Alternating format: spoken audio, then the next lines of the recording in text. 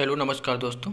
आज हम इस वीडियो में बात करेंगे कि जो भी आप ब्रिक्स यूज करते हो अपने हाउस कंस्ट्रक्शन के अंदर, तो आप उसकी जो क्वालिटी है वो ऑन साइट आप जाके चेक कर सकते हो।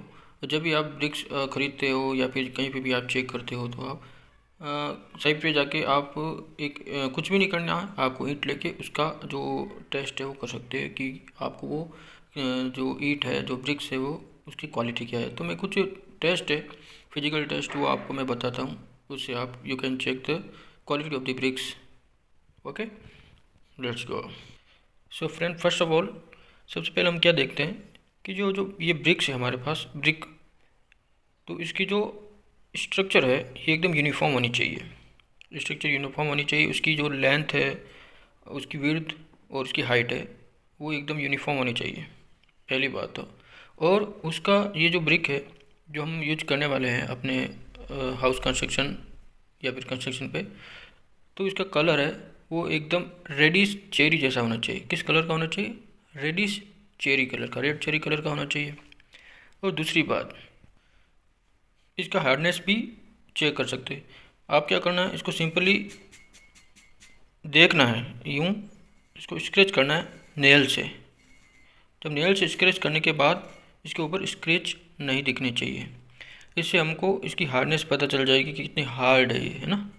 ये हम जब नेल से स्क्रैच करते हैं तो ये स्क्रैच नहीं आने चाहिए। एक गुड क्वालिटी की ब्रिक्स का ये भी एक प्रॉपर्टी होती है। और क्या चेक कर सकते हैं? एक चेक मैं और बताना चाहता हूँ कि जब वाटर एब्जॉर्प्शन है वो ब्रिक्स की हम मान के चलते हैं कि 20% से ज़्यादा नहीं होनी चाहिए। यानी ऐसी ब्रिक्स जिसका वाटर एब्जॉर्प्शन जो कैपेसिटी है 20 से ज़्यादा है, तो उसको हम कंस्ट्रक्शन में यूज करने से अवॉइड करते हैं, क्योंकि वो ज़्यादा वाटर को एब्जॉर्ब करेगी तो वो और ज़्यादा नुकसानदायक हो सकती है। ठीक है ना। तो वाटर एब्जॉर्प्शन आप कैसे निकालेंगे? इसकी ड्राई जो ब्रिक है उसका वेट निकाल देंगे। मान लो कि W1 आ गया।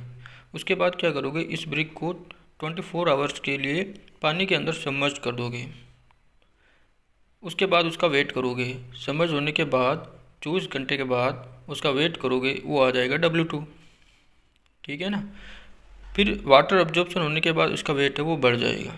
ठीक है।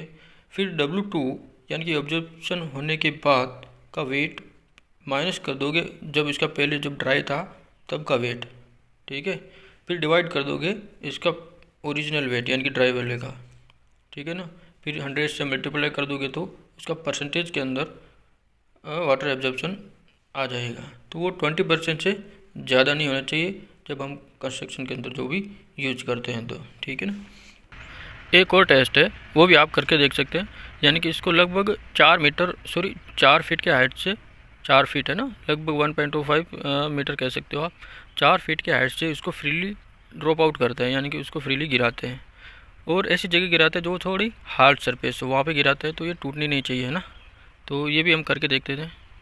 ठीक है, मैं ये गिराता हूँ, देखिए मेरी हीट के हाल क्या होगा। तो ये टूटनी चाहिए। इसके अलावा एक और आप कर सकते हो, 2 ब्रिक्स होती है उसको आपस में टकराओ, है ना। आपस में 2 ब्रिक्स को आपस में टकराने के बाद आपको एक मेटेलिक रिंगिंग साउंड आना चाहिए। मेटेलिक रिंगिंग साउंड आना चाहिए, है ना। 2 ब्रिक्स को आपस में टकराने के बाद, है ना, should be metallic ringing sound. So guys, these are some test of quality to check the bricks. तो आप अपना घर बना रहे हैं या फिर कभी भी चेक करते चाहते हैं अपने ब्रिक्स की क्वालिटी कैसी है आप, तो आप ऐसे निकाल सकते हैं। हाँ, एक और मैं याद आ गया मेरे को, वो मैं बता देता हूँ। इसकी जो कंप्रेसिव स्ट्रेंथ है इस ब्रिक्स की, वो कितनी 3.5 से कम नहीं होनी चाहिए। 3.5 न्यूटन पर mm² से कम नहीं होनी चाहिए। कंप्रेसिव स्ट्रेंथ चेक करने के लिए आपके पास CTM मशीन होनी चाहिए, है ना। कहीं पे भी लैब में जाकर CTM मशीन, ये कंप्रेशन टेस्टिंग मशीन में जाके इसको टेस्ट कर सकते हैं और कंप्रेसिव स्ट्रेंथ निकाल सकते हैं, जो कि 3.5 से 3.5 न्यूटन पर mm² से कम नहीं आनी चाहिए। तो ये कुछ टेस्ट से जो कि आप साइट पे जाके ब्रिक्स का कर सकते हैं और चेक कर सकते हैं कि ब्रिक्स की क्वालिटी कैसी है। तो कैसा लगा ये वीडियो, लाइक, सब्सक्राइब और शेयर ज़रूर कर देना और कमेंट बॉक्स में भी ज़रूर बताना। Thank you. जय हिंद, वंदे मातरम।